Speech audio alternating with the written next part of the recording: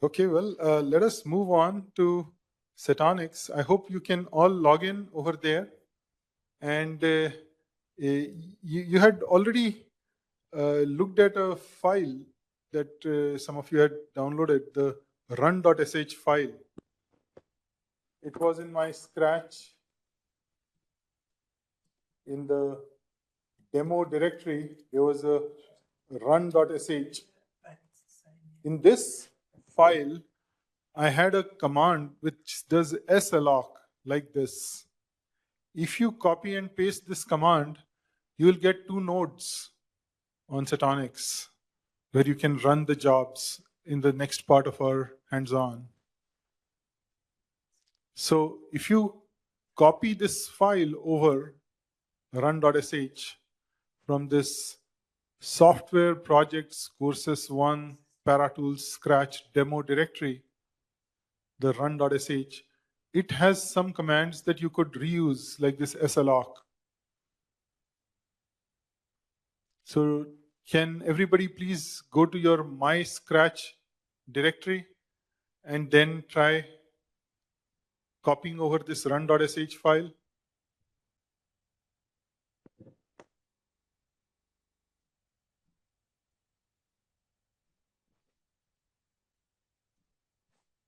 This was using the E4SCL and just showing you how you can load the module for that. If you say module use this, then all these modules such as E4SCL or Tau are then accessible to you. And what we will do in this section now is try and use Tau over here.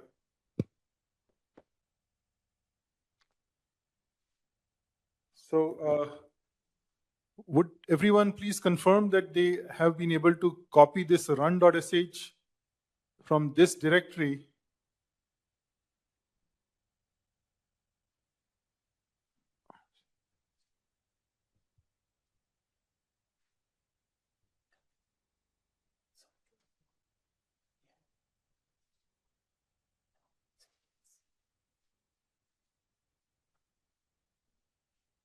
Do we need some more time to be able to log into Setonix?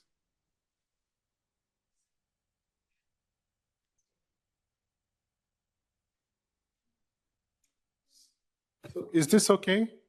Are you able to copy this run.sh file and access this salloc command?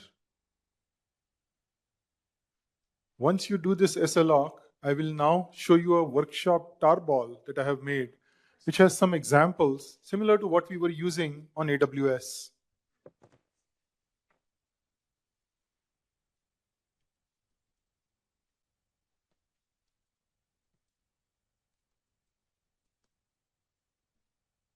So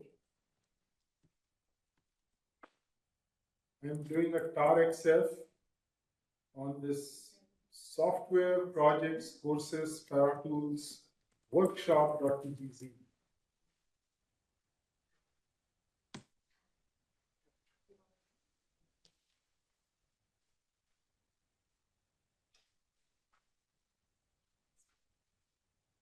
So can everybody go to your $myscratch and then untar this workshop.tgz file from this directory?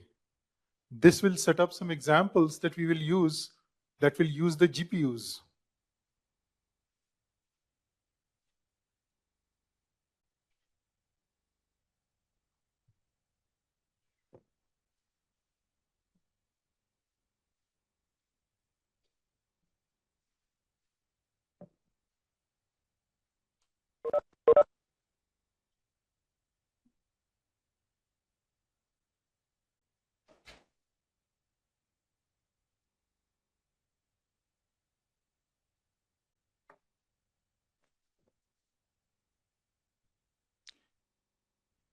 Are you able to untar this workshop? Is it okay to go ahead? Does anyone need more time?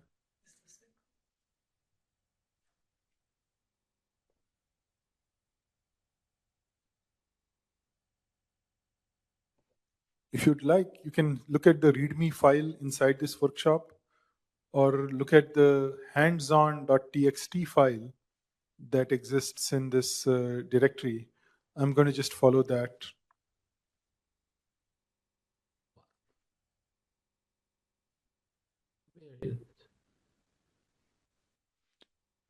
So I assume you have all done the SLOC. You're on a compute node where you can then launch MPI jobs.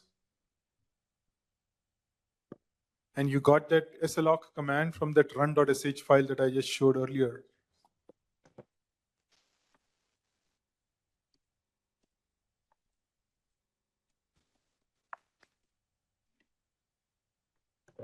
The same command is also available here. I've just done a SLOC with the -n1 instead of 2. So in this workshop tarball, let's start with a simple module use command, first of all.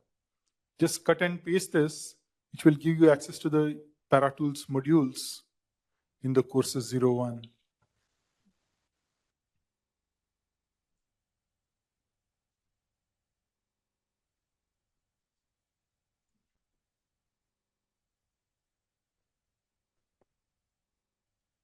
No.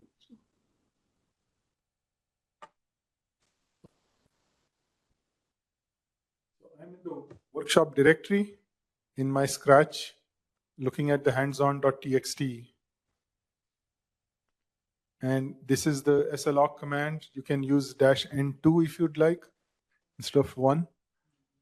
And here is the module use command, and then we'll do a module load on tau.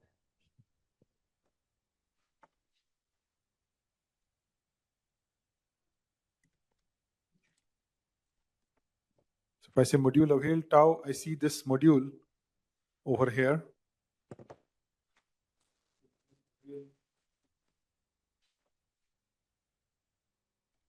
If I say module avail E4S, it shows me the bare metal install of E4S over here.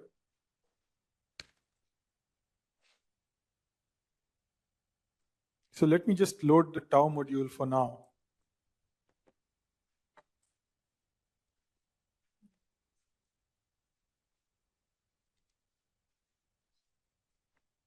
And I will just follow through with what I have written in this hands-on.txt.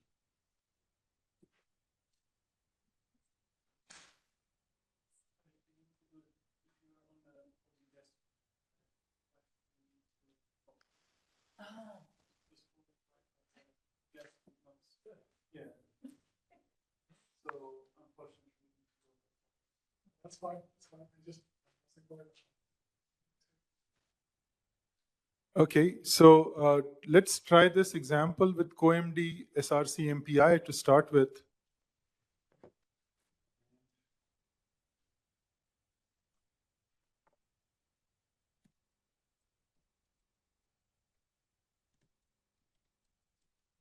Mm-hmm.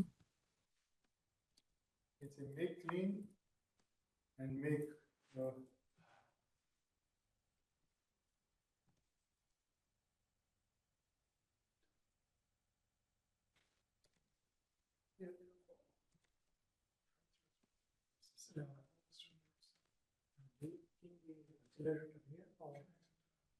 So there are accelerators here, yes. So I'm doing the SLR-N2 over here. I mean the flags you use for compiling the parameters like GX. So the CoMD example does not have any MDGPU stuff. This is plain MPI to start. Then we will go step by step and go to the example which has MPI as well as the HIP calls. And yes, we will use that. I am just waiting for an allocation here. I get the allocation. So Chris, this is the command that you use for allocating once you are on Setonix. This is the command that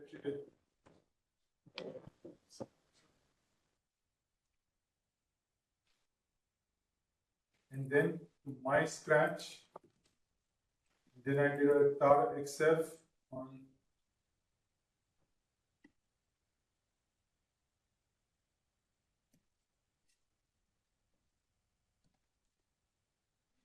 like this. So if you're just logging into Setonix, you can just do the cd $myscratch and then tar_xf workshop.tgz.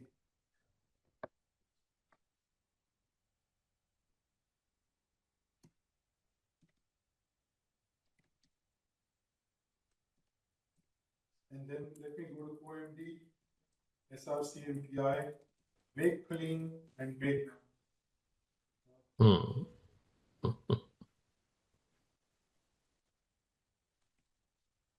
Did you know what did you got?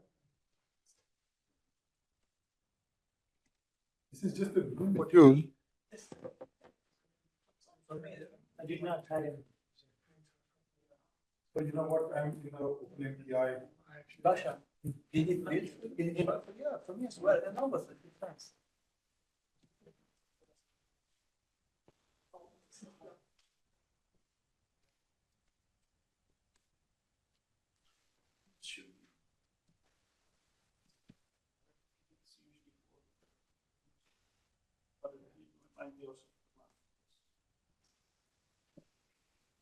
So are you able to log into Setonix? No, I managed to, I screwed this up, so I think I'm blacklisted. You're not able to log into Setonix? And No, it's a this thing, not a you thing. the SSH? No, he had logged in a couple of times, the wrong password details, he has been blacklisted. I managed to blacklist myself because I Oh, was trying to, blacklist. So yeah, because I was trying to log into the house and Topaz, Yeah. I missed that bit. But we'll sort it out. I'll just, Okay, so here I have the CoMD example, srcmpi, and then I can say make clean, make, and I'm building this binary using the prog and GNU. Okay. Here in the hands-on.txt, I can say module use and then module load tau. And now I'm in the bin directory and I have the r.sh, which is what I'll run to run this code.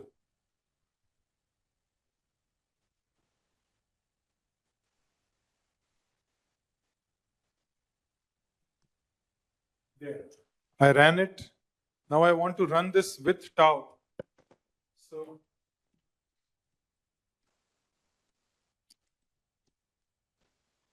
So as you can see, I have a very simple extension, just tau exec-ebs, and I can just do the /run.sh. Okay. And this will use the tau exec tool, and I'll get the data. Okay. So here, I can either just launch Prof over here and see exactly where the time is being spent. It shows me that it's spending this at 196 line in ljforce.c. It took 18.9 seconds percentage of time, or about 1.9 seconds here, and so on. So I can see the same output that I saw before in paraprof, but in a text form. If I wanted to pack this file, what would I do? I would say paraprof-pack omd.ppk. And once I've packed it, I can possibly, do Setonix compute nodes access the internet? Would I go to tutorial add cube 002 supercontainers.org and access this? Yes, I can. So I can just copy the file over there, put the HPC Linux 1.2 exclamation over there, and I have the omd.ppk that I can then connect to this and view it.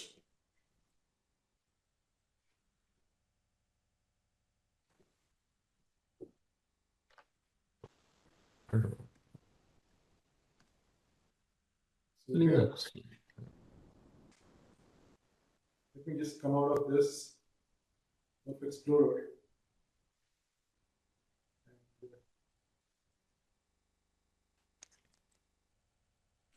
with this.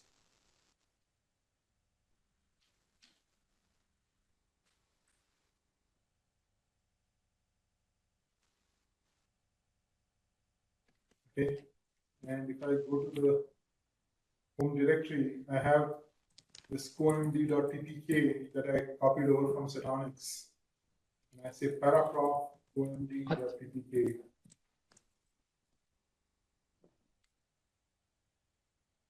Tutorial. And now I can see node 0 and then say show thread statistics table and open this up. Look at the inclusive time, data from Setonix, and see the line numbers, so on.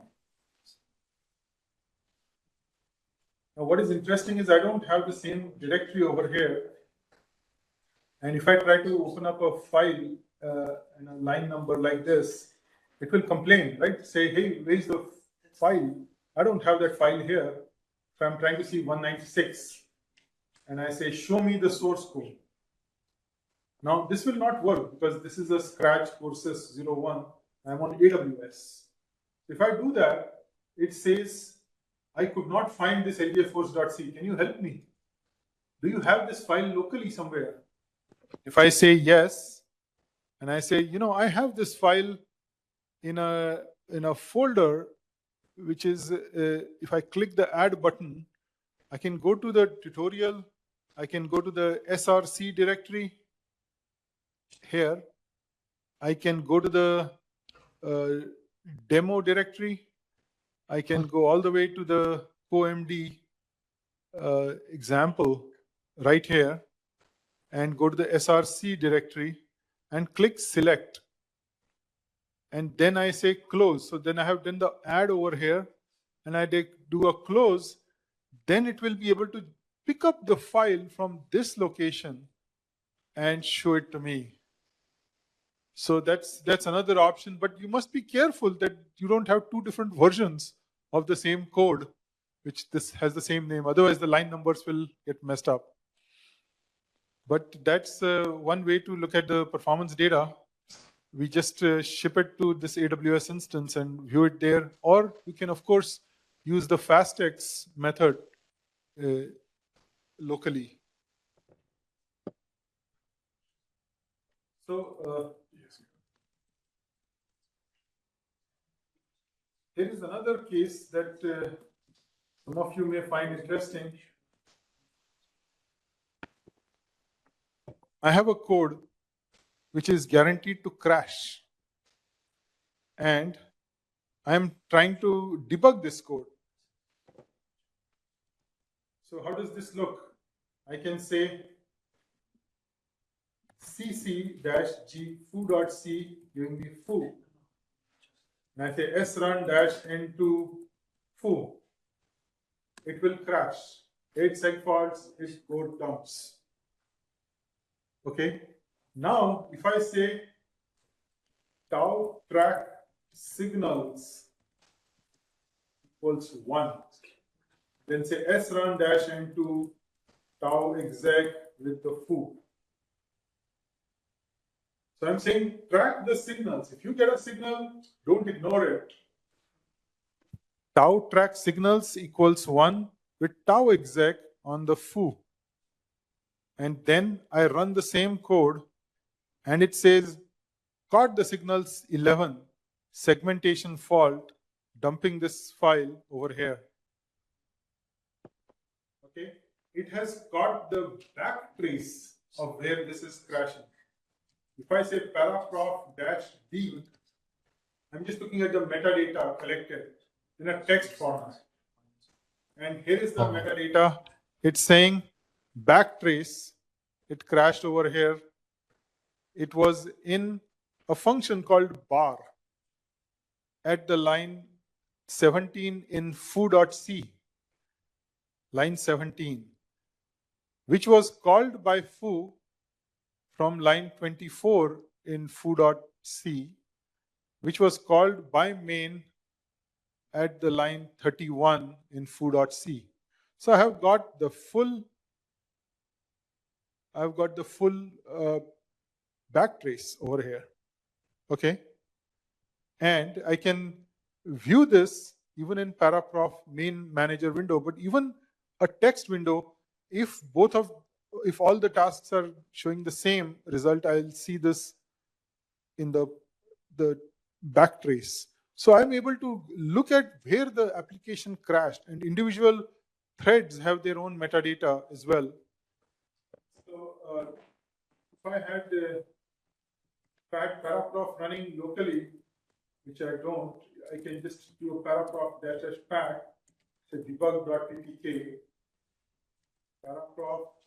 scp debug.ppk to tutorial attitude 002 supercontainers.org.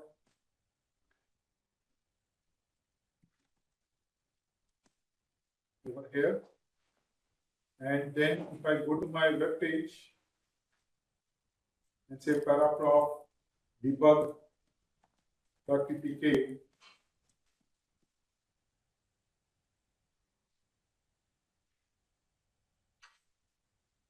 then you see over here, let me just change the font so that I can make it a little bigger. I go to File Preferences. Let me just expand this window and say, increase the size of this font.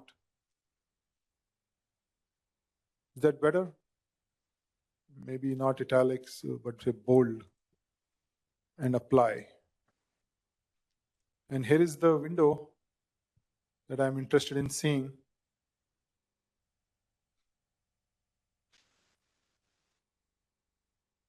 And you can see over here, if it's green, then all the nodes have the same value. If it's red, like the timestamp is different, then each node has a different value.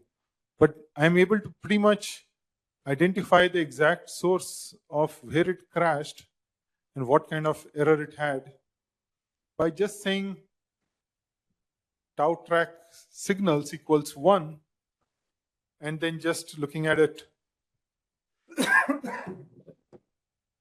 So this is the low bandwidth way of looking at it, a backtrace. And if I have foo.c at line 17, if I want to see what's going on in foo.c at line 17, this is where it says it crashed, right? What I'm doing here is I have a function called bar. I'm doing an allocation for a struct, and then this struct has an integer and a struct node star next. Then I'm saying t arrow next is null, and then I'm saying t arrow next arrow id. So I am accessing a pointer which is known to be null with its id node. So obviously it's going to give me a seg fault and crash over there. This was a fault that was injected in this code just to make it crash on every architecture, on every machine. Because I know that if I say t arrow next is null, and this is next, and then I say next arrow id, it will compile it correctly, but at runtime, it will crash. So it crashed there at line 17, and it says this was called from bar, which was at line 24, which was called from this location in main. So I can see all of that, 24 over here, 31 over here. So this is just a simple demonstration of an example that shows you how you can easily get a backtrace of a code that is crashing on Setonix. What did I do to do this? I just said cc-g foo.c. I have the workshop debug directory, and I do foo like this, and I say tau track signals equals 1, srun-n2 tau exec with foo. Then I did a paraprof -d with more. Can everybody try this simple example?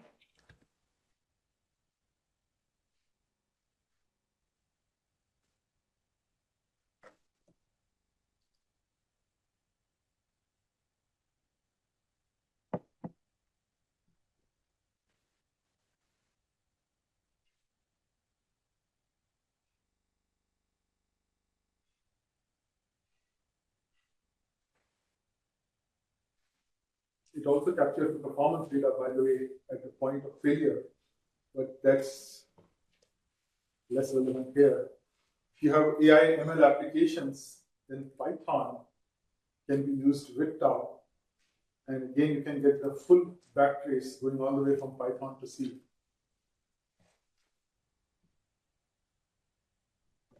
If anyone missed where this workshop tarball is, or slloc, or commands that are there in the hands-on.txt, please let me know and I can always repeat that. So does this work? Well, it works. It's easy. You don't have to do anything other than just put tau exec. I didn't even do the EBS because I don't care. I just want the MPI data, and whenever it crashes, it will create a backtrace. So I don't even need to do the sampling. I just run it with tau exec. You can add EBS if you want, but here it's just showing you exactly where it crashes like this. And this is sufficient in many cases to know what's going on.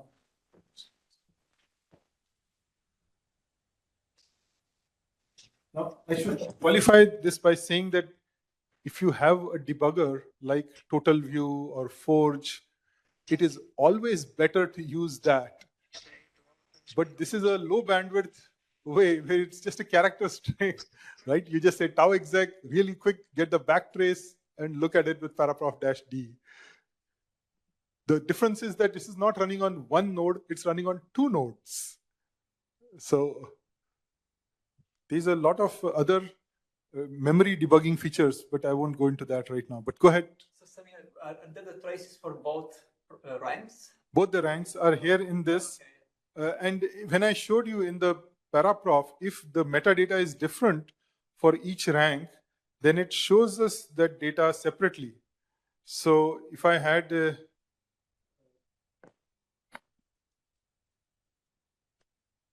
that's an excellent question. Suppose you have paraprof and it's crashing on different points in different ranks, right? If it is crashing on different locations, and I have this paraprof loaded with this debug data set, then here it's showing me things in green. When it's in green, it means it is the same across all the ranks. If it is in red, it's saying that I'm just showing you data from rank 0. The metadata is stored in each rank, right? So if I have this here is the view of paraprof. And if I show you this view,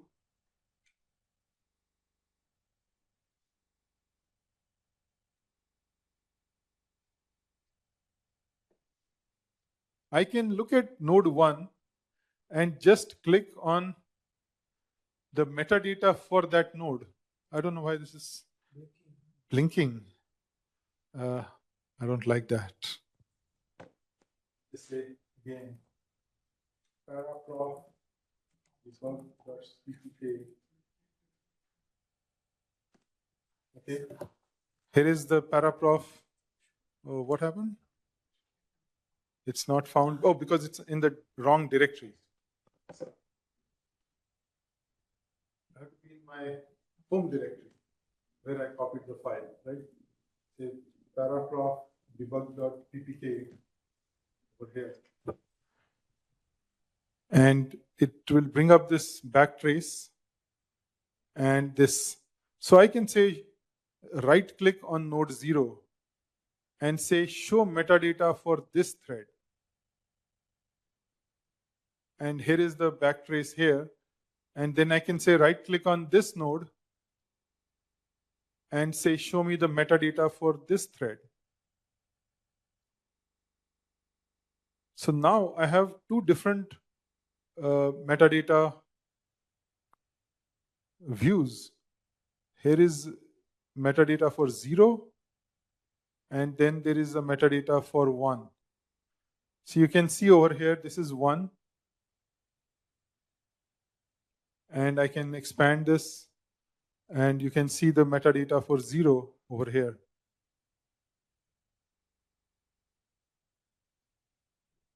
So this way you can see the different ranks in their own window, and then see where it's spending its, where it crashed. So here you can see the foo.c debug and so on. I can also right click on a particular thing and say, show me the source code, right? But then it will say, I couldn't find it in this directory, help me, and so on. So anyway, this is the backtrace for each rank for metadata 1 and metadata 2. Oh, interesting. The interesting thing is, you remember this Paraprof manager? I just noticed something. The CPU megahertz is 3409.015 over here. And it's different for one rank and it's different from the other. So are the two nodes on Setonix running different CPU frequencies? Is that possible? I mean, look at this red, which says CPU megahertz this. If I just bring up the metadata for node 1 over here, and then look at the CPU megahertz, it is 3409.15. Okay. And this is on a node called 2124. 2124, right? And then if I, bless you, if I look at the other node over here, that was 2124, it is showing 3342.059. And that is 2122. It's running at 3342.059, which is different from the 2124. Yeah, I think it's probably recording because it's dynamic, right? It is dynamic. Yeah, so it might be capturing the dynamic, whatever was there at the moment it was looking at. Okay, well, it was not. I think it's nominal. I just say what it's seeing on the system. So it's basically yeah. But many times we use the performance governor to pin it at the max frequency that we can get on that processor. This just tells me that it's not running the performance governor, and that it can vary the frequency of the CPU as it changes the state. I think that might be the case. So this is just an example of the metadata that is collected along with the performance data that can help us in identifying what's happening, where it's running, when it ran, even the details like the kernel version, subversion, and what the CPU was, where it crashed. You see the signal, it says segmentation fault, and then it shows you exactly where that occurred from the code. I believe, but to be honest, we haven't checked that on the GPU nodes, but I believe the frequency can be controlled by Slurm with that CPU frequency, and we can set it to a specific amount. Okay, well, that's interesting. But I'm just saying that note of caution, if you are running an MPI ranks that are running on different nodes, you may see a view where you can immediately find out what metadata was exactly the same across all the ranks and which one was not the same. Like ending timestamp, I expect this to be different for every MPI rank. Processor name, I expect that to be different. Memory size, I don't expect that to be different. It can be because the OS might take different amounts of memory on the node. I would need to check this again between these two nodes, but CPU cores, obviously the same, green, green, green. All of these things are great. But that megahertz in red pinpointed the fact that it was different on two different nodes. And it's just something that I didn't expect. So the metadata can be useful in some cases, and when you upload it to the database, it does take all of that info and put it in there. So you can see exactly how tau was configured for a particular thing, which make file we are using, what fault occurred, and all this other metadata over there. So regarding the memory, Memory size, you mean? Yes.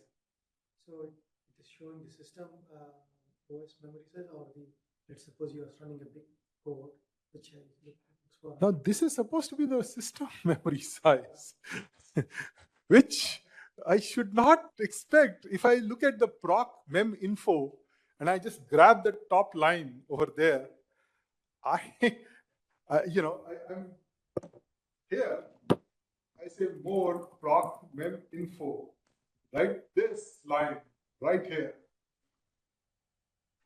That's the memory size, memory total. I don't expect that number to be different on two different nodes, whether it is 212 or 214. If I just grab this and I say, sorry.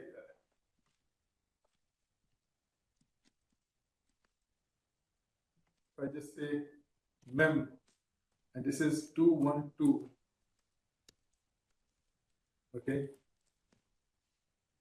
And if I say SSH to NID 002124, oh, did this allow me to do that? Yes, it did. If I say CD down to this debug example, and I say more proc mem info, and I get this line, and I say 2124 has this line. There. I didn't expect these two nodes to report those two lines differently. This is the mem proc info, the total memory on that node. Total memory on that node, why is it slightly different?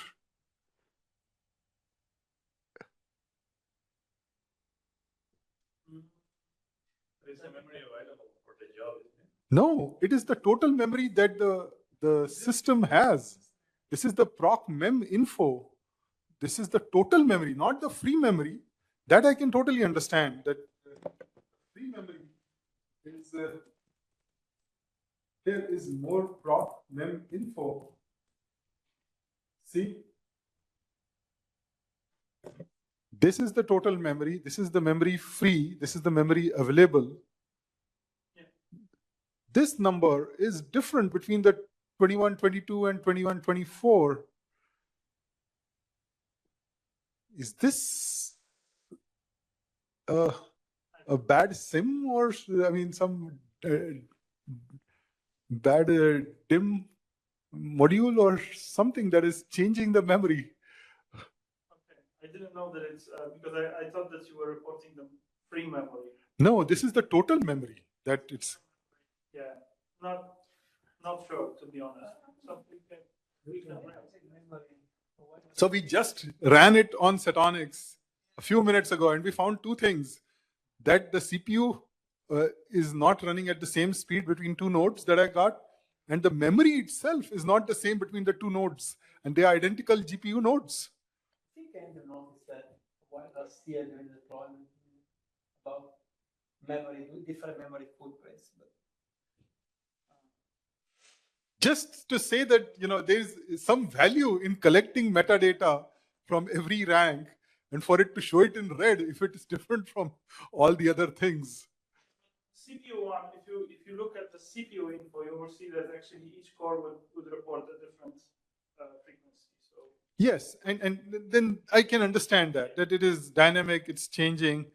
But many times when you're doing those benchmark runs on your application, you pin it to the max value that you can get of memory, I mean the processor megahertz. And again, Slurm, at least for the CPU partition, we haven't tested it on the GPU partition yet, but Slurm allows you to do that. There's CPU frequency and then set it to high, low default or to a specific frequency that you would like to see. And yeah, so you can control it through Slurm. Although, you know, this issue with the mem total being different, to be honest, I don't know. We can ask, but We can ask HPE why is the memory different on the two different nodes? Yeah, 2122 and 2124. The memory is slightly different.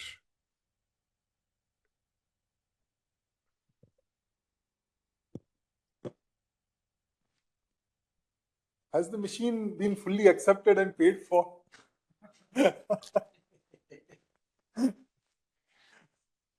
we just said it's about 256 gigabytes. Sure. Did you have a comment? Okay. Anyway, this is just impromptu. This is totally not rehearsed.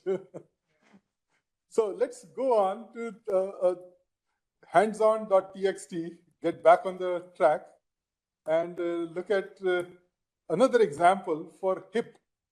Now I have an example that uses MPI with a HIP example.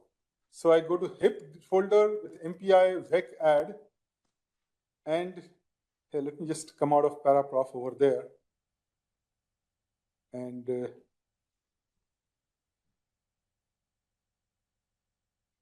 exit, and exit from here too.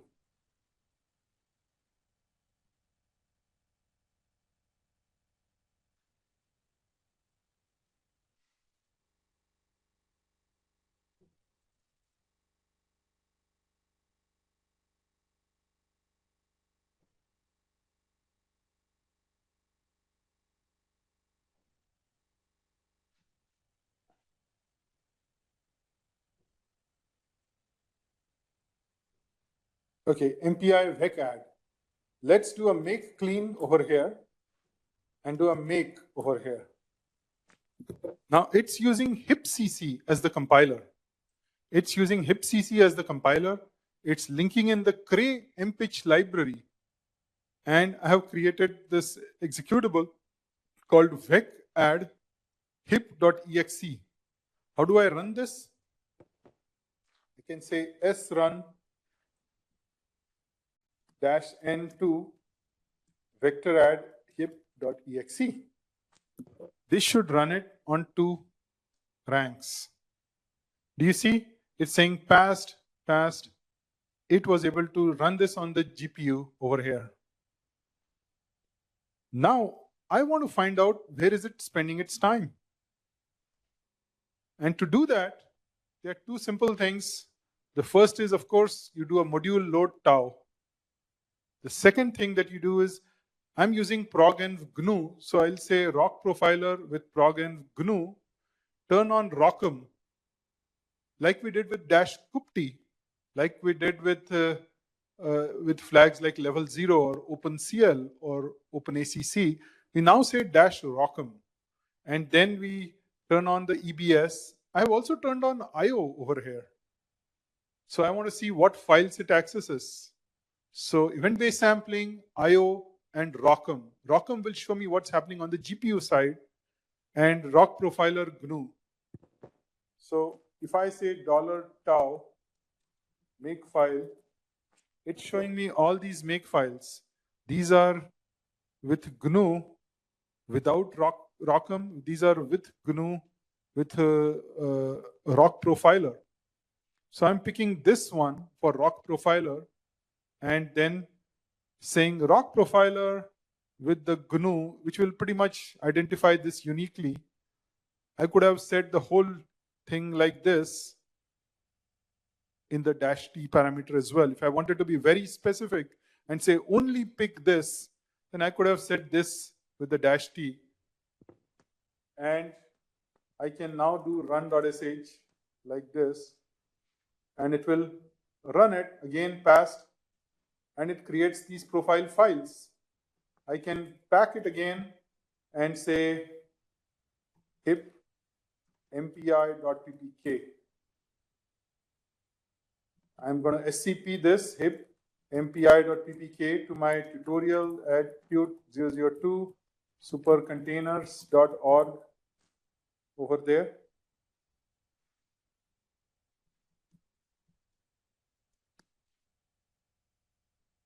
And then it's shipped over there.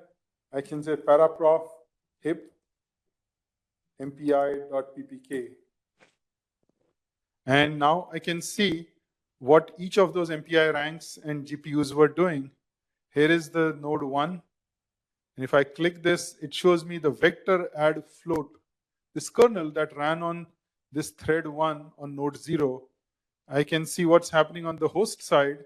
If I right click here, I can say my usual thread statistics table, and I can see exactly all the MPI calls, all the pthread calls. I can see all the IO calls like fopen, fwrite, how much time is taken in all of those, and the MPI calls.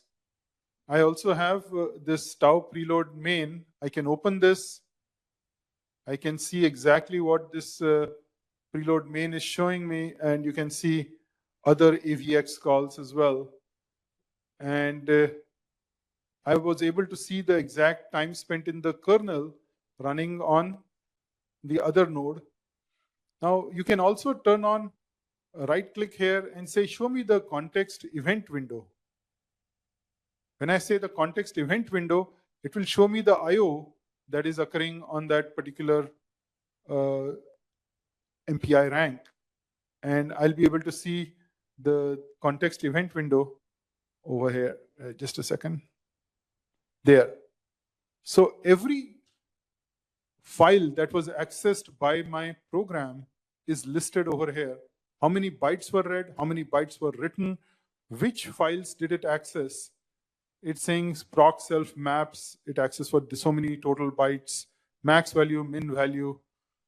There are a whole bunch of other files that it's just accessing. This is a simple AMD HIP example. And I can just scroll down, see which files it accessed and how many bytes it read, the read bandwidth, write bandwidth, just the extent of variation of this event.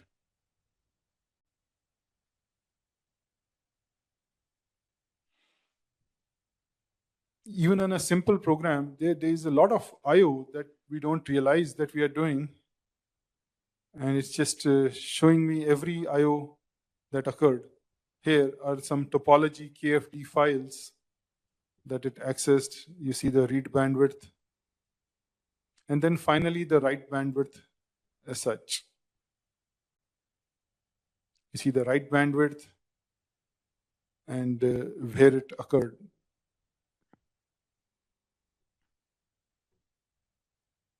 Okay, so I can see for each MPI rank how much time it took in all of those calls and the read write and which files it wrote to, how many bytes it wrote, and where that occurred with again a context tree that you can expand and see which files did the fwrite call write, the pread call wrote, read from here, the read call read from here. And so you can identify based on which syscall you are using for what And you can see a whole bunch of these things may have happened in the MPI init call, and so on. So this is just an example of what the tau exec-io with the -rockum can show us. And here is the thread 1 context event. Here's the vector float. And you can see over here interesting data like the LDS memory, the grid size, work group size, scalar register size. This is all on the GPU side. So you can see detailed GPU counter data that is captured by tau, where you can change the work group size and get different results. So all of that is captured for every thread. You can also look at the metadata for each thread. Oh, that's odd. Luckily, since it's being rendered over there and not here, I can just log in again and get right back to where I was.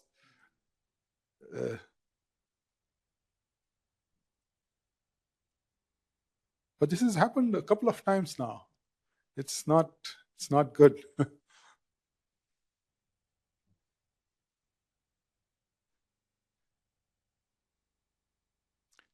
So here is the metadata for the thread. And I can see the metadata for rank, this, and here, for that particular thread, you can see the ROCM info, this CU number, you can see the HSA profile, queue size, max wave size, agent name is this, GFX90A. So I know it's running on the MI250X because it captured this metadata while running the code.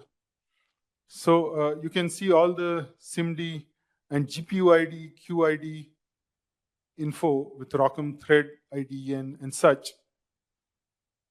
So just in short, you capture a whole lot of information when you enable the -ROCM and then generate this data. And it shows you data from the GPU, the work group size and all that while the kernel is running. And the metadata is also very useful like this. You can get this info. So again, what did I do to do this example? All I did is look at the hands-on.txt, and after you have done the SLOC, please go to this MPI vecadd, make clean, make, and then just do the run.sh. You can do the pprof-a, and then pack it, move it to your laptop or AWS. And let's all try and do this part next.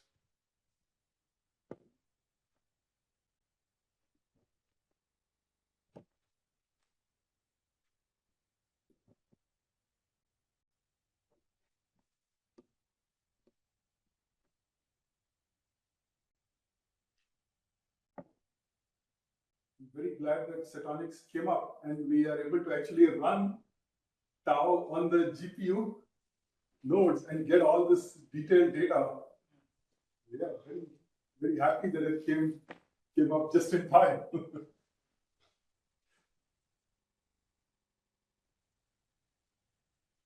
Yeah, and as I said, we are literally the first users of GPU partition on Setonix.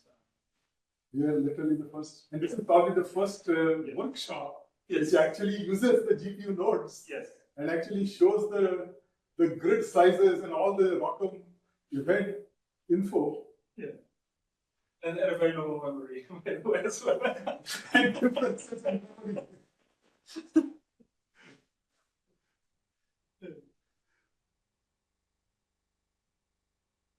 So just checking in with our participants online. Are you able to run this example on 2 nodes or even on 1 node? Yes, Angus? Stephen? Yes, great. And were you able to run the FastX, the web-based tool? So you could, Moath and Angus, you could. So then you can just launch Paraprof locally.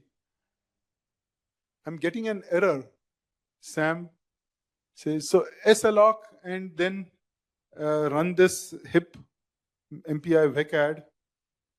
Are you using progenv GNU or are you using progenv Cray or some other AOCC? Because you'll have to pick a different configuration if you are using one of the others, right? So we did a -T and picked the GNU in this run.sh.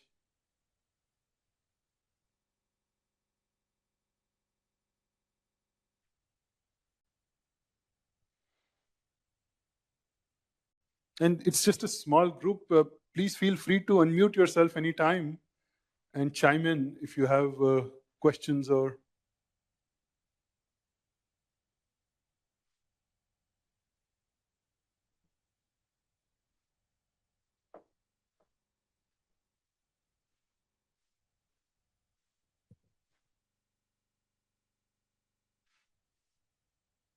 I'll also show you a non-MPI example later. If you have done this, you can please proceed to this hip add 4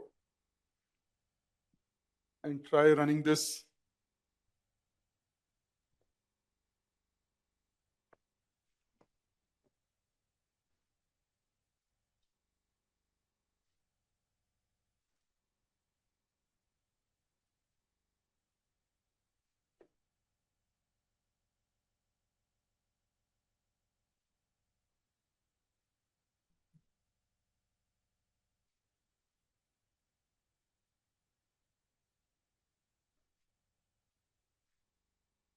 So can you go back to the,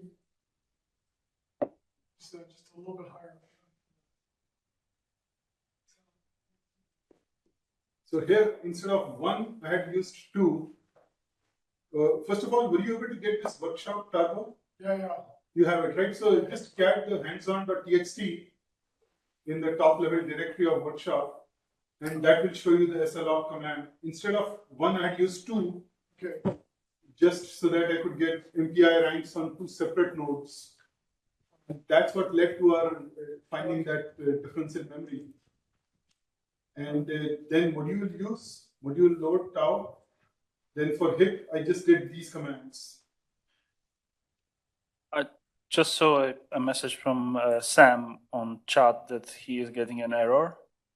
He's getting an error? And he says that he's looking more closely. But Sam, feel free to unmute yourself and discuss.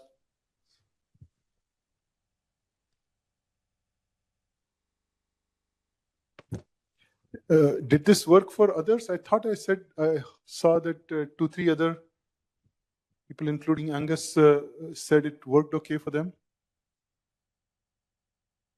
Hi, Sam. Using a crash in hip get device properties. I've checked that both the nodes in my allocation, rock MSMI, shows that there are devices, so that seems to be correct.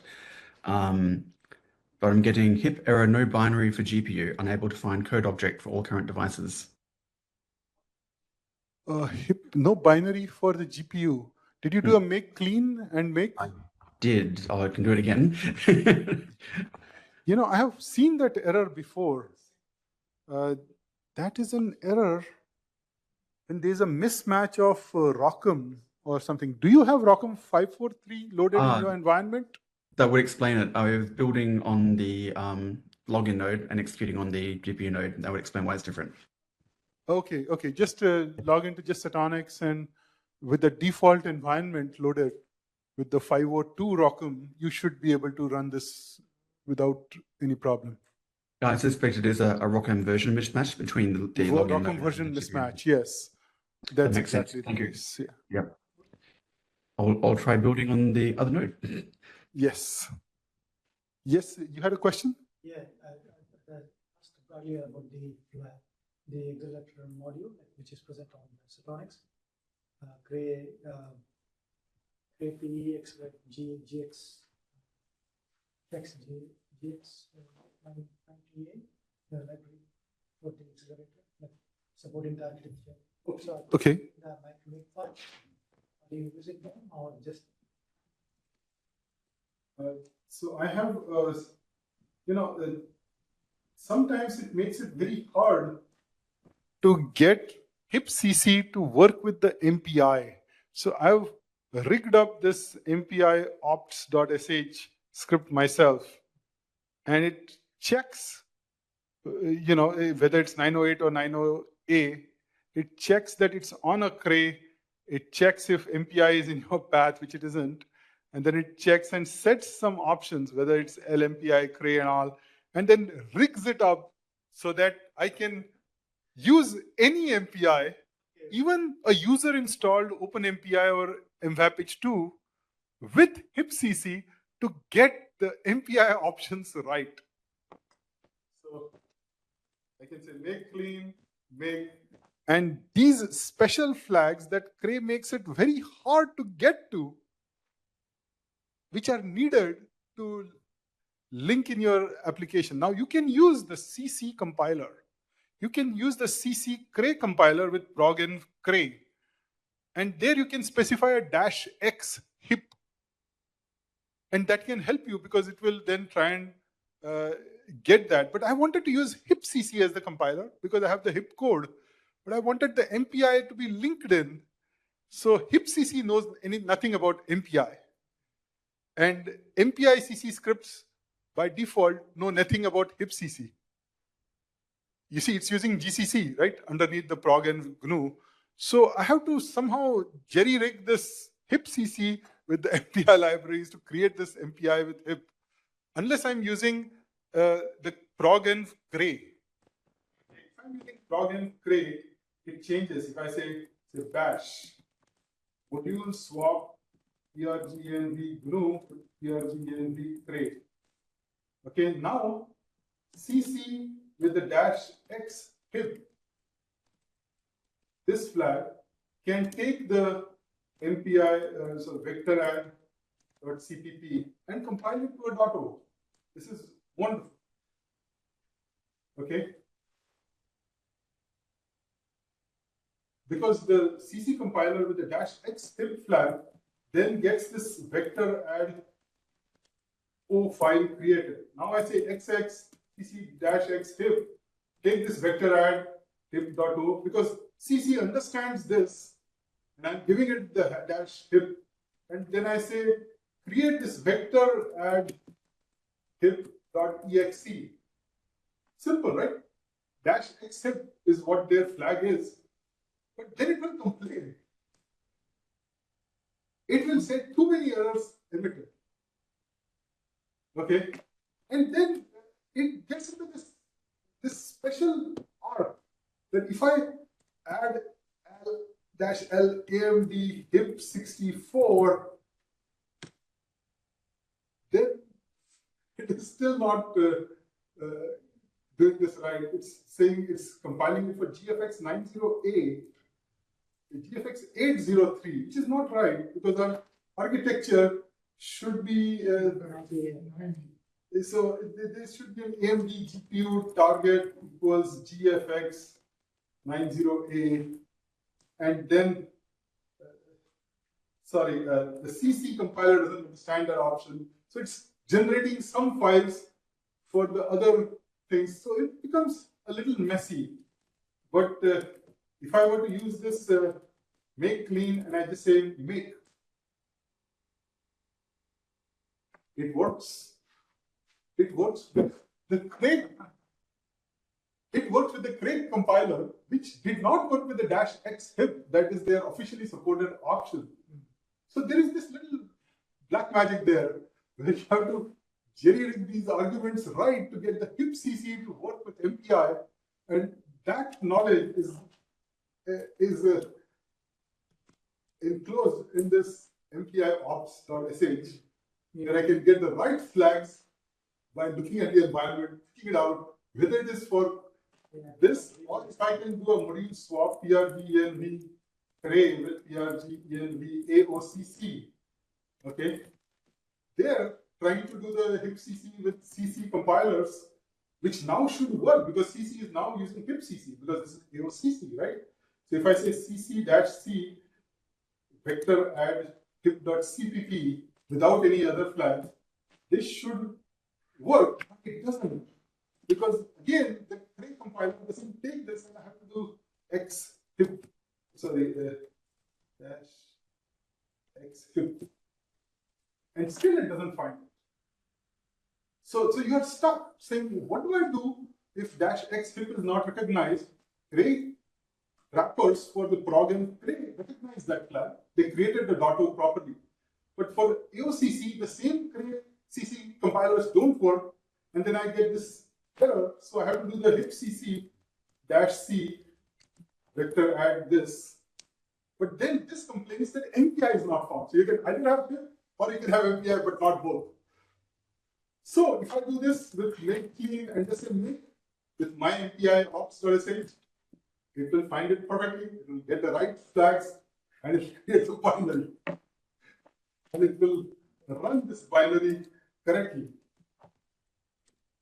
So, so things that you expect should be sorted out by the CC compiler scripts are not really fixed when it comes to using hipCC with MPI. That's why I have this MPI ops.sh script. If I had mvapich2 installed, I would still work right out of the box, even if it's installed from your own directory, and it will work with all those MPIs, with all the other hipCCs. Okay. Huh? Handy script. Handy script, exactly. So let's just go to without MPI. Sorry for the digression. And let's go to the add 4 and go make clean and make over here. This is straightforward because this is just using hipCC with compiling the GPU stream hip executable. If I run this GPU stream hip, it runs on the GPU. You can see all this info and I get the executable.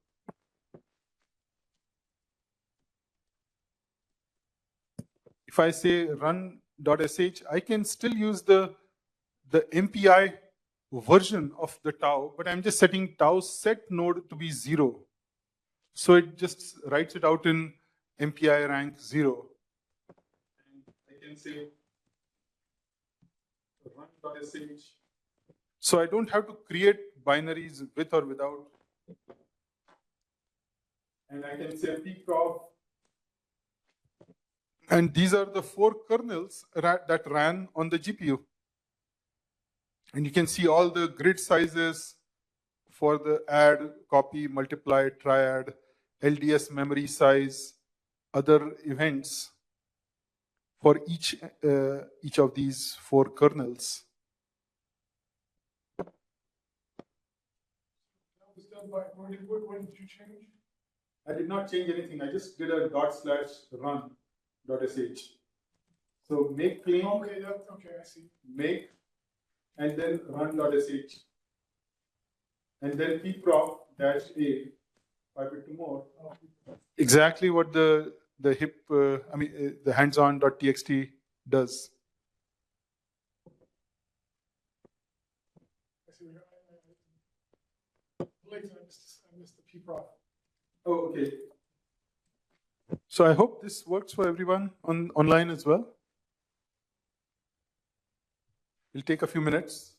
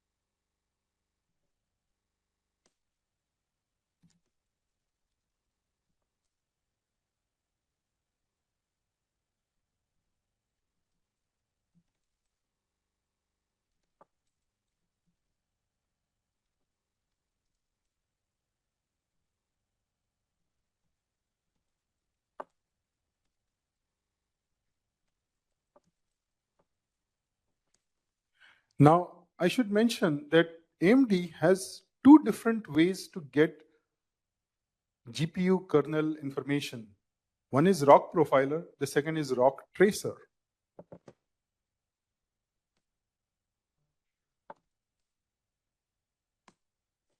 So instead of ROC profiler in that run.sh, if you just replace it with a ROC tracer and rerun the same example, you will see the kernel execution, but the data is formatted a little differently.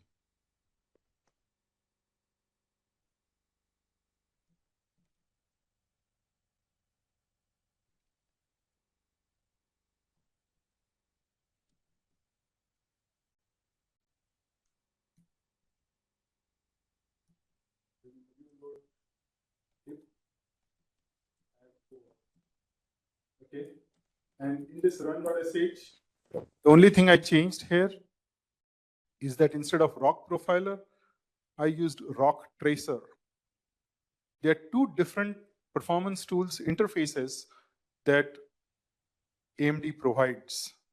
One is ROC profiler, one is ROC tracer, and you can just do the run.sh, and you can see slightly different data, but it will still show you the kernels that are executing. Now you can see the HIP memory and device synchronize, HIP launch kernel. Here is the kernel execution, and you can see the kernel execution timings for the add, triad, copy, multiply, all four of those kernels, along with the copy host to device, device to host, and these additional functions. So you can get all this data with ROC tracer. So the question is, will they have a third way of getting kernel data? They have ROC profiler, they have ROC tracer. And the answer is yes, they are combining those two to create ROCm tools. And then ROC profiler and ROC tracer interfaces will go away. And you will only have ROCm tools, the fused interface. Okay. So in the future, that those changes are coming, and we'll be also migrating our tools over there. In fact, the person who designed and implemented the ROCm tools interface is now a person in my team now in Oregon. Yeah, he was at AMD, and now he's in my team. So he's also the person who wrote it, and he's also the person who's implementing it in Tau. So anyway, the kernel information, as you can see, we see all the kernels even with ROC tracer. So you have multiple ways of getting that kernel data, which is in a way good. In case you find problem with one interface, you can always use the other. And then again, you can create profiles and traces with both of them. So with this, I also want to talk about the E4S containers that we have on Setonix.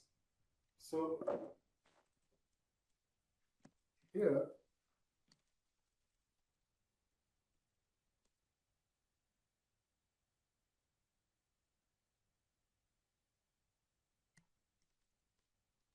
if I go to the E4S directory, I can see the 23.02. And here I have the singularity, where I have this singularity.sif file. This is the E4S container, which is now optimized for AMD GPUs. Okay, so if I say singularity run dash dash, but first of all, I need to get the singularity. So I can say singularity, say module load, singularity 236386 MPI. And here I can say singularity run dash dash ROCm, and then E4S ROCm this. So I'm in this directory, singularity directory here, and then I'm saying singularity run dash dash ROCm over here like this. it gives an error like this by default. So you must remember to add two more parameters. The first one is a -e. It says don't take that environment from the Cray at all. And the second is the -b with the $home. Which singularity did you load? Sorry. The one with the MPI. NPM. So Singularity run with the -b, which is mounting the home directory, and then saying -e, that means don't use the environment from the Cray, just use what's there in the container. And then when you get this, you get a Singularity prompt without any errors. You can see opt directory, and you'll see that opt rockum 543 is installed in the container. You have spac,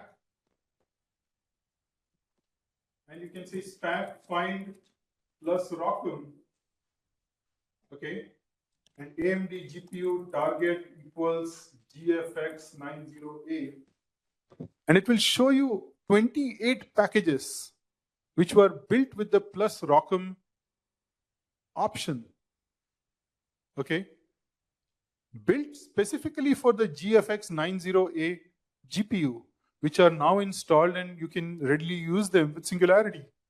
So you don't have to build all of these packages. Now, I understand that a whole bunch of these packages may already be installed on your system by your team, but here are these packages, including Hefty, Ginkgo, DataViz SDK, which has a whole bunch of other packages in it.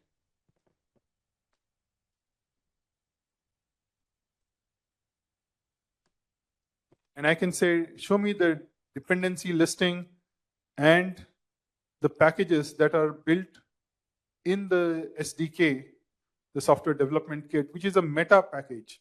So here it's showing me this hash for SPAC.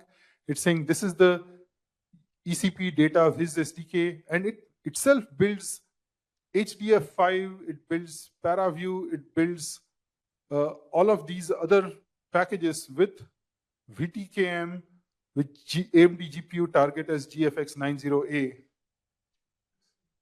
And you can see how HDF5 is built. You can see how it's using MPI. You're seeing HIP 543. So this is all built with the latest version, and all of these packages are available for us. And we already saw how E4SCL is installed on Setonix. So we can now use this container, which has rockum 543 with all of these packages, with the mapping to the Cray MPitch, which should be more straightforward because they're both versions of MPitch that are being used. So we have all of these packages pre-installed with Singularity. Okay. So again, this is the command I used, spac find. And I was in this directory when I said this command. So try seeding into this directory, Singularity run like that, and then see all the packages and modules.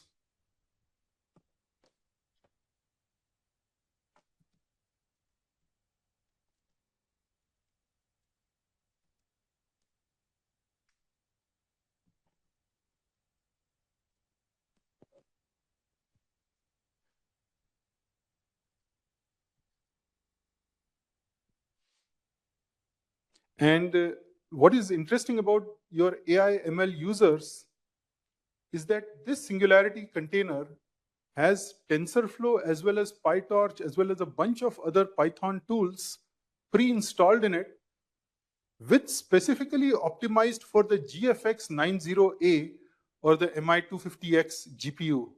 As you see over here, I went to the opt demo Python tests directory, and recall we used this on the CUDA enabled T4 GPU on AWS. Now I'm running this same Python test over here, and I can see the AMD Instinct MI250X as the string coming out of PyTorch. So if you have users who want to use PyTorch or TensorFlow, they can just plug this right in and get access to a ROCm 543 enabled PyTorch.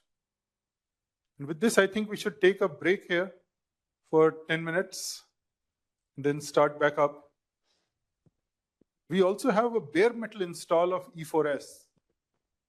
And you can say module bare E4S, which is compiled with all of these hundreds of packages, compiled for ProgN, AOCC, or Cray, and GNU with 23.02.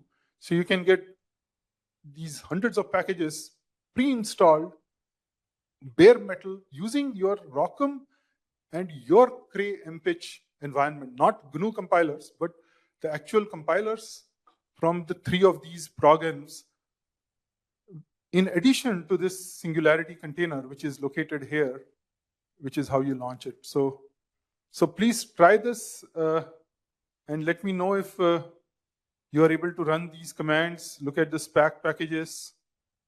And I don't have time to go into the details of every one of these packages, but there is a wealth of information in these Singularity containers. And you can have TensorFlow PyTorch optimized for your MI250X GPU.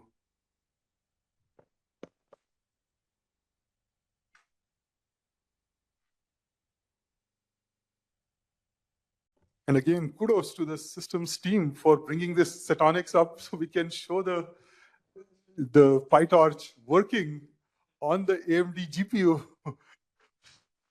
in time this afternoon. Really, really grateful to them for such a heroic effort. And I hope our participants online are able to launch this Singularity container on the compute nodes, and they are able to look at the different SPAC packages and just say SPAC find to see all these hundreds of packages installed in the Singularity container.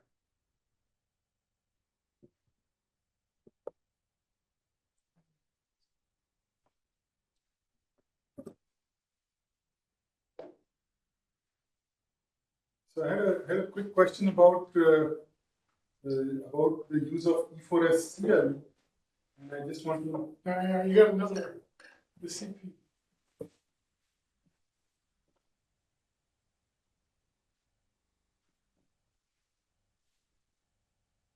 Okay, Oh, that's not on Setonix. that's not in Setonix, yeah. As I said, it's a whole different CPU type. Here is the Zoltan example that I was showing with the E4SCL. If I look at this run E4SCL script, say Intel MPI.sh, note that it has three arguments to E4SCL in it. The first argument is the Singularity backend. The second argument is where is this image located? And the third argument is the source for the source.sh. This is the source.sh, which is the startup script when a container loads up.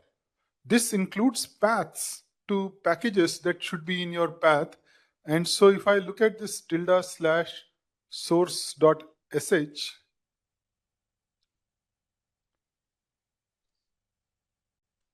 you'll see that it contains bootstrapping the SPAC as a command, and then saying SPAC load Trilinos at 1301, so that when the Zoltan executable is being run, before it's run, the SPAC gets loaded in the environment so that it has all the LD library paths to find the libraries so that the Zoltan can run. This is similar to maybe using our OpenFOAM container, where we need to make sure that the path to the location of the OpenFOAM binary is set with a, say, an export path equals this. And then we pass that script, which contains these commands, as the third argument to E4SCL init. Can be a script inside the container itself, or It can, it has to be accessible to E4SCL init. So if it is in the container, then just copy it back to the host so that the E4SCL init can read it and then run those things. It can refer to things that are inside the container. Like this is all inside the container. But the file, just that file, put it outside. Yes, but the file is outside, which specifies what paths to put. And once we put these paths, when you bring up the E4SCL command, it will then be able to find the binaries in your path and your libraries with the LD library paths and other paths. Now SPAC makes it easy so that there were 43 libraries in different directories, but all I have to do is say bootstrap SPAC and just SPAC load Trilinos, and then it knows what to do for all of those 43 libraries, and it gets everything in your path correctly. So that's why SPAC is one of the environments, or rather package managers, that we have chosen for basing this whole E4S distribution. So, according to this, that you're running backend of Singularity, and the image of that ECP as ECP4. Yes. Yeah, not the source image. The image of the ECP. Yeah, the Singularity image is ecp.simg. And the source is what you want to run. Like. Yeah. When you enter the container, what paths do you need to set to be able to find what you need to do before you run the binary? So that's the third important -- source argument to E4SCL init. So hopefully that will help us with finding the binary if it's not located somewhere.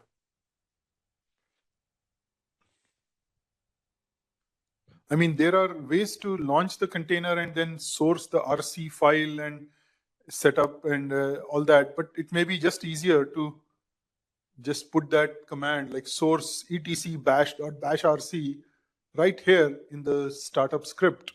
So you can do this. So I showed the Singularity Rockham image, and I just want to show you the SPAC find output. Show you all the packages that are installed over here in the Singularity image. And there is a number of these packages. There are 784 packages that SPAC has installed. Some of them are installed multiple times, but there are Trilinos, there is Tau, there is Swig, SuperLU, Sundials. There are, this is like packed with solvers of all kinds already installed over here.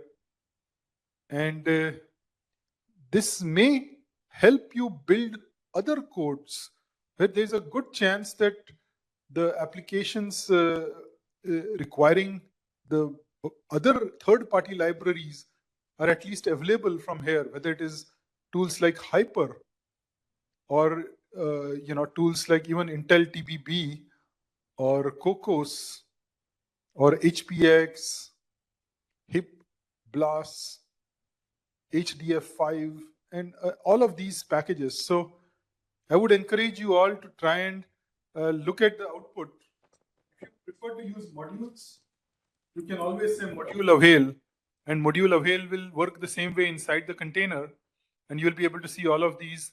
You can see that in many cases, we compile the same package with support for the MI100 GPUs, GFX 908, as well as GFX 90A, the MI210 series or MI250X GPUs. So you have support for all of these different architectures within the same install, and they're optimized for that GPU with the AMD GPU target. So if you choose a different GPU architecture, you can still use the same container, and you'll find many of the packages that you already have on your system already installed here with support for the GPUs, like Hefty over here.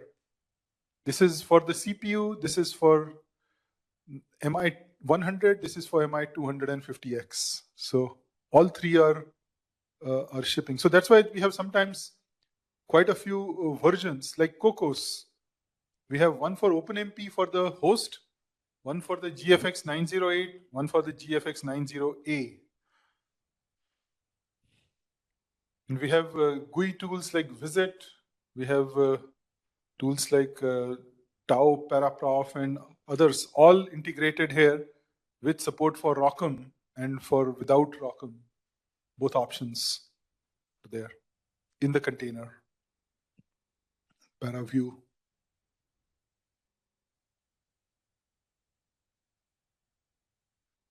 So again, to use this container, please go to the directory over here and then say Singularity run with this command.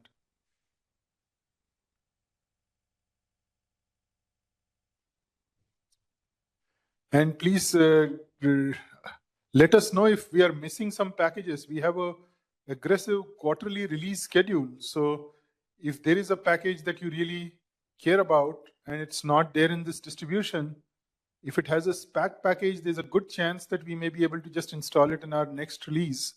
Our next release is scheduled for May 31st, 2023.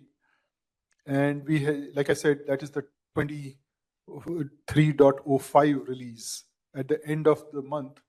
Then we'll have another release on 23.08, which will be in August 31st of this year.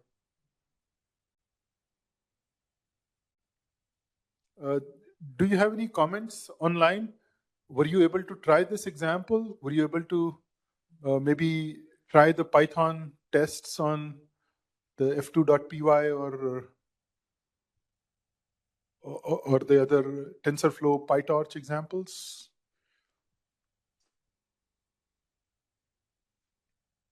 Ran fine for me. Great, Sam. Stephen, good.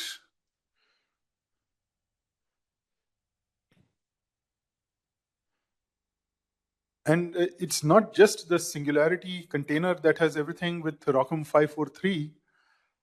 We also have support for bare metal installs. So if you see this module avail E4S, and that run.sh script I showed earlier was doing this E4SCL. But here are the three prog environments, GNU, Cray, and AOCC. And we support all three of them with bare metal installs for a number of these packages. In fact, there are so many packages that I barely exceeded my quota for inodes, for files, and I had to kind of pare down that. So there are a number of files that are installed over here. Here is a module load. Let me just do a bash so I can come out.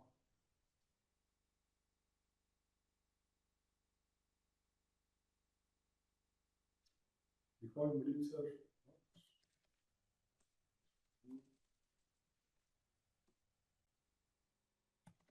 module load, and let me just use the program to start with. If I say SPAC find again, I have all of these packages, 678 packages installed here that are immediately accessible to me on this, including things like OpenMPI, OpenJDK, and we also have a bunch of other interesting tools like Julia and Python, both in the container and outside. And if you're looking at Julia, this might be another place to look at that. Here is the module available. And you can see these are the tools that are installed, such as PyPetsy, Warpex, Trilinos. All of these tools installed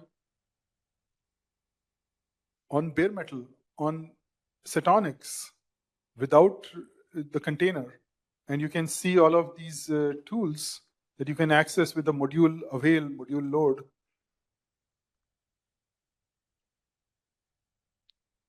And similarly, I have for progenv AOCC and progenv, Cray.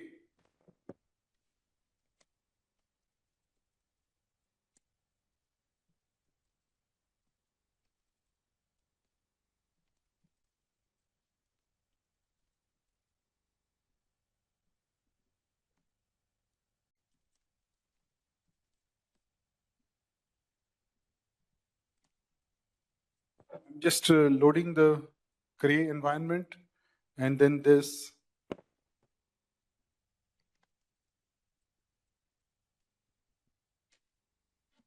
And now you can see in this software projects directory, I have all of these packages, a different set that's installed over here.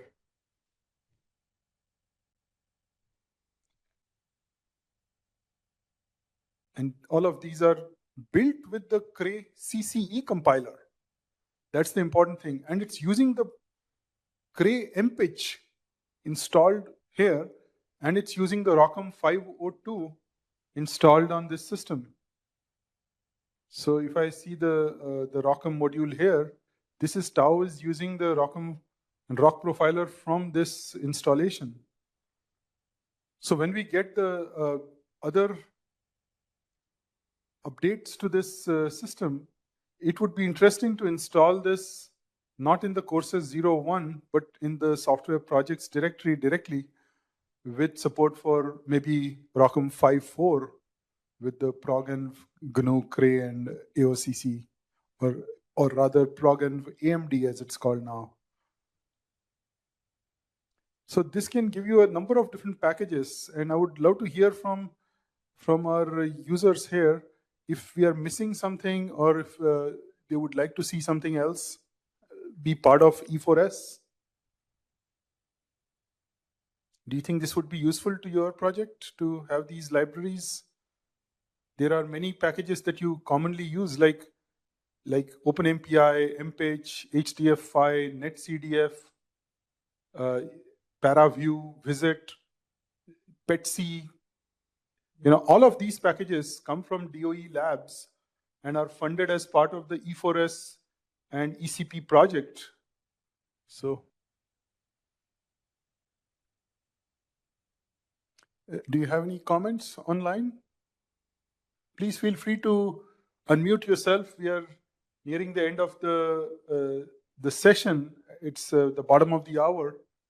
So I would love to hear what you may have, or in general, any comments about the workshop. If you would like to see some things differently, or what you found useful or didn't find useful, please let us know, and we would like to acknowledge that. I, for one, would like to thank Fatima and her team for organizing this workshop. I'd like to thank all the organizers at the Pawsey Supercomputing Center for enabling this workshop. And thank you very much. Thank you, Samir. Thank you for coming and doing this for us.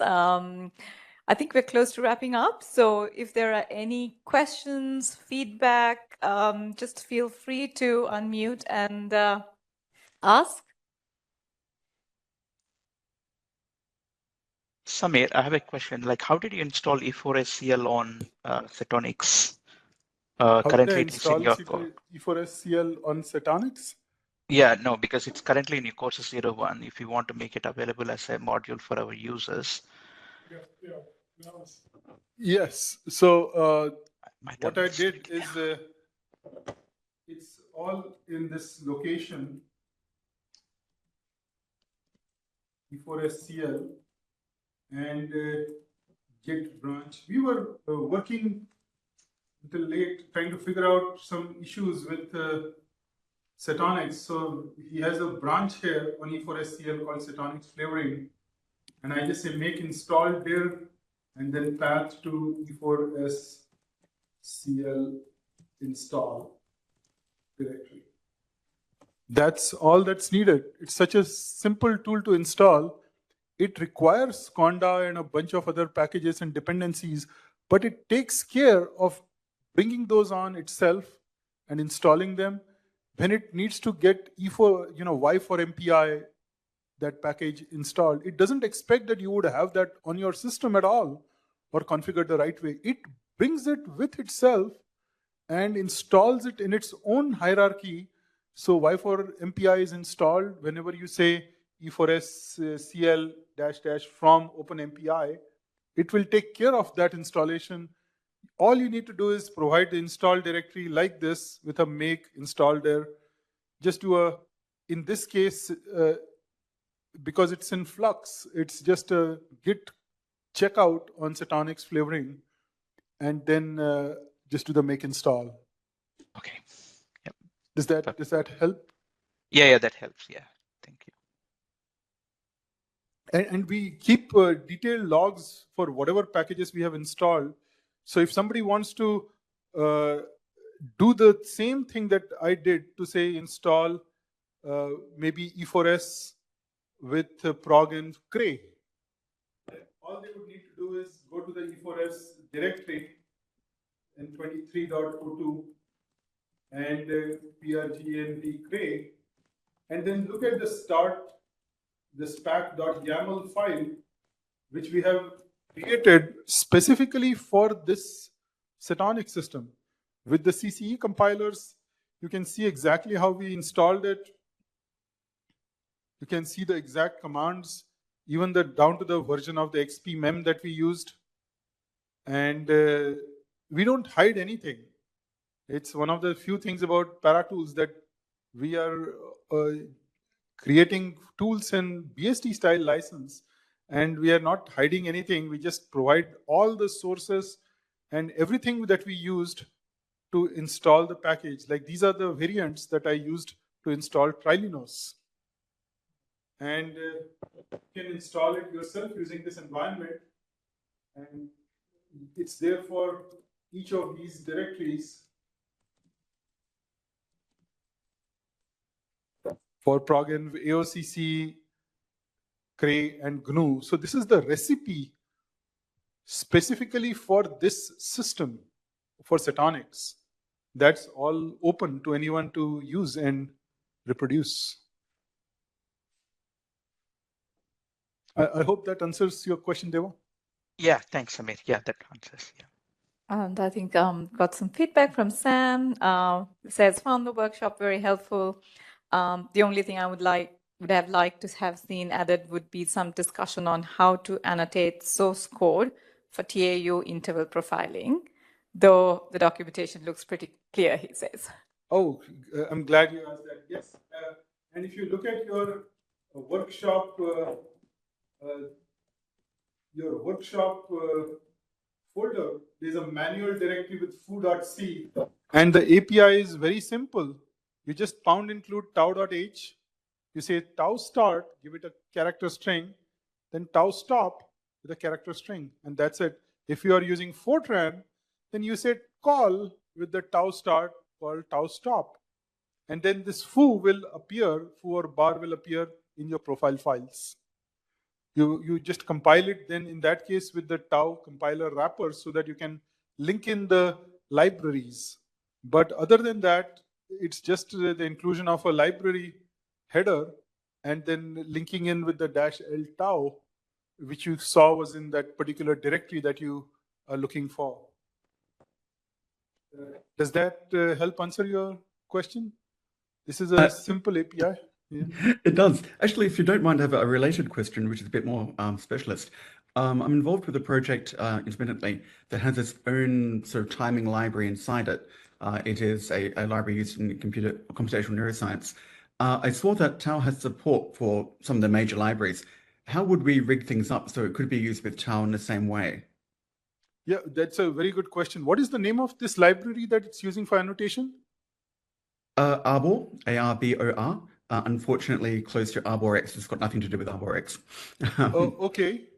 Yeah, Arbor. You know what? I would like to know more about this with a simple example. And we may be able to do this. I didn't cover this part, but Tau also has a plugin interface where you can create your own .so, use the Tau API for plugins. There's a whole bunch of examples.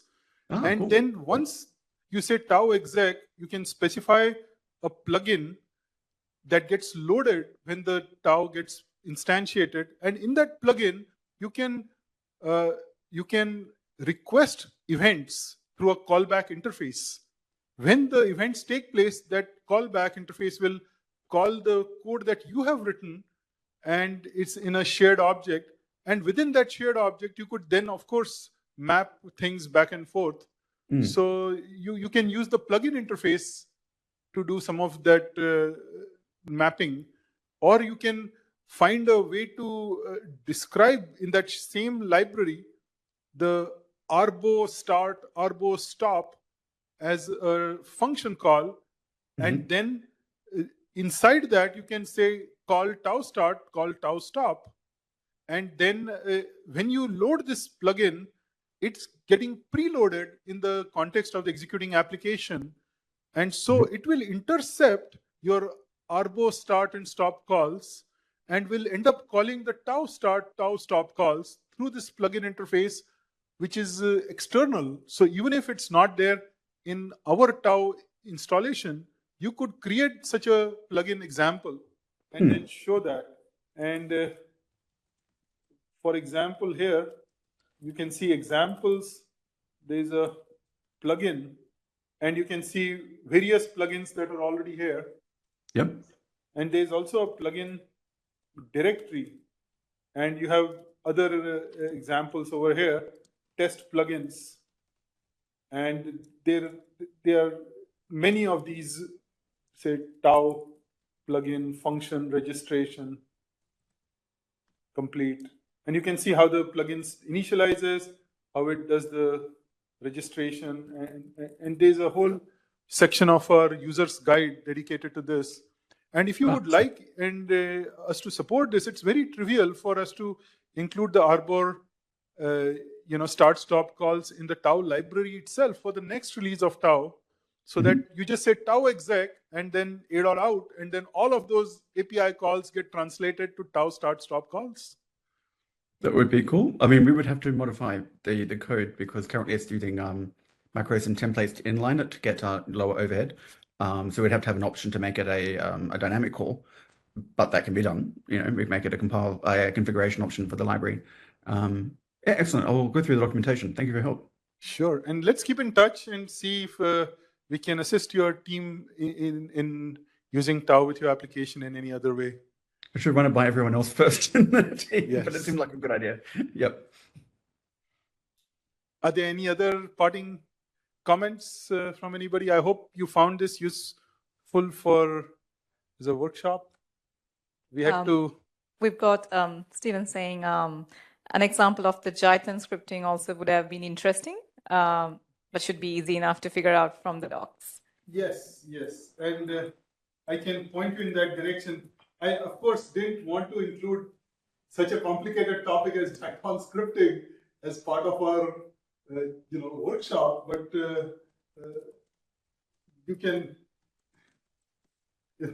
grep -R, and you can see all the locations in Tau where we have the Jython information, and you can even go straight down to the source code and see how we are implementing it.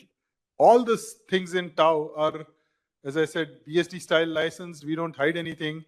You can just pick it up and look at the source code and try those examples.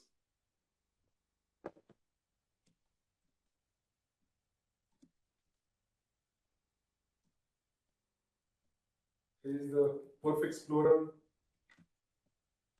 source code, and you can see all the information over here. I hope this helps point you in the right direction. Yeah, thanks, Amir. Yeah, so There's a probably question to Machi regarding the Tau. We have the course Tau in the course directory right now.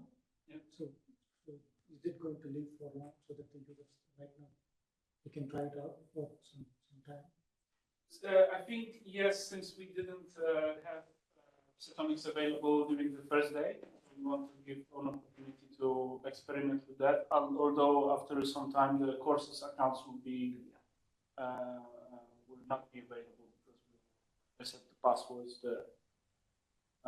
And we'll be working closely with Samir to have Tau and other E4S tools installed in directly, also system-wide modules for researchers. So it might, so basically the content might move to Yeah. this. Currently, it was provided only for the training courses 01, but it might be provided in the system-wide. Yes. That will be helpful for the users to use it for some time.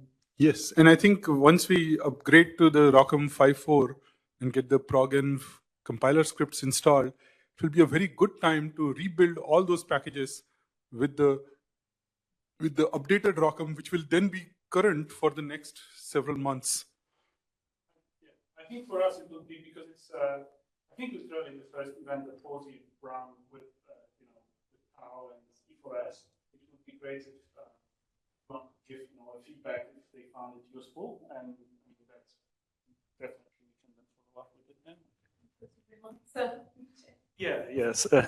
Sorry. So I was just saying that since this is the first event that we run with Tau and E4S, I think it would be good to get some feedback from the attendees, Pawsey staff, but also researchers using our resources, whether you find it useful. I think from my perspective, definitely from the fact that we are able to use all these tools on the GPU partition is really important, because we do have a couple of other profilers available at Pawsey which don't have support for AMD GPUs yet. So Tau might be actually one of the main profilers that we'll be using for some specific tools. But if any one of online attendees or attendees here in the room would like to share their thoughts on that, please feel free to unmute yourself or just raise your hand and grab the mic to add something to that.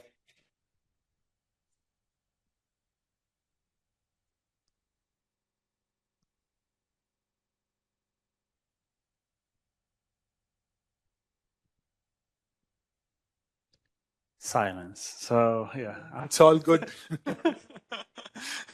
Does anyone need to use the AWS instance for any longer? If you want, you can just email me. My email is on the front page of the slide deck that you have. And then I can bring up these instances on demand for you for whatever period you want. And you can tell me which instance type you want, and I can bring it up. Noting that AWS does not currently have AMD GPUs, but only NVIDIA. But I can bring it up. If I don't hear from anybody to stop, I will just terminate all these instances. It's okay to remove them, right? I think so. And as I said, I mean, throughout the Courses 01 project, all of you will have access to Setonix for at least one more day to experiment with the tools and examples that Samir shared during the workshop. All that material is in my courses account, and I can't get it to my user account on Setonix because I can't log into Setonix. It's me. Oh, you are using the training account to log in, not as your own account. I know, but I can't SCP that material over so I can try it later. Why? Okay, I can. I was able to SCP the PPK files to AWS without any problem. I'll try and email it to my yeah, I can have a look in a second. Yes, I don't think Setonix is restricting access in any way, and you can go to the web. I mean, you can go to any other machine. So even, I mean, compared to our previous system, Magnus, what we actually allow is you can actually see all the compute nodes can actually talk to basically internet, right? So, Exactly. That's what I was doing. Yeah. And SCPing that PPK file right after generating it. That was very convenient. yeah. Not many systems allow that. Yeah, there was some special configuration done by Pawsey here on that and requested from the vendor as well.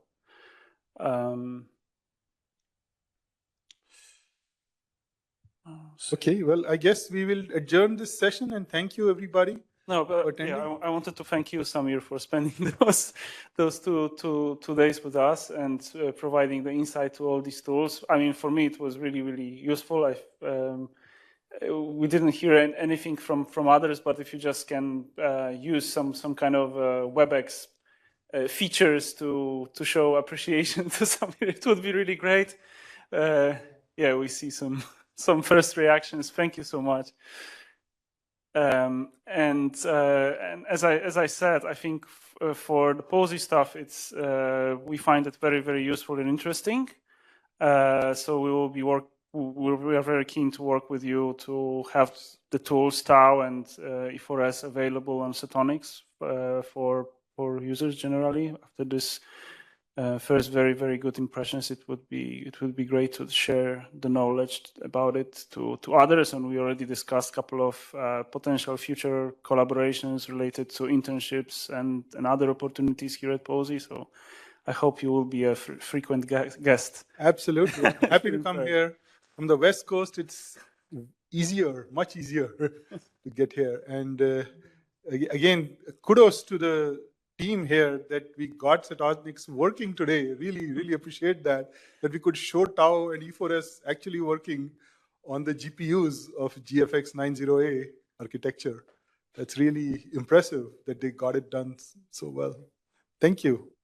Thanks, Samir, and thanks to all the participants. There are some other training opportunities available at Pawsey events page in upcoming months. So all of those are targeted also on the GPU partition. So we have the HIP training, OpenCL training lined up, as well as a preparation session to this, which is CNC++ session to just get ready to join the HIP and OpenCL training to follow all the exercises that will be shared there. But have a look at it and sign up, and we hope to see you soon. Thank you all for those 2 days.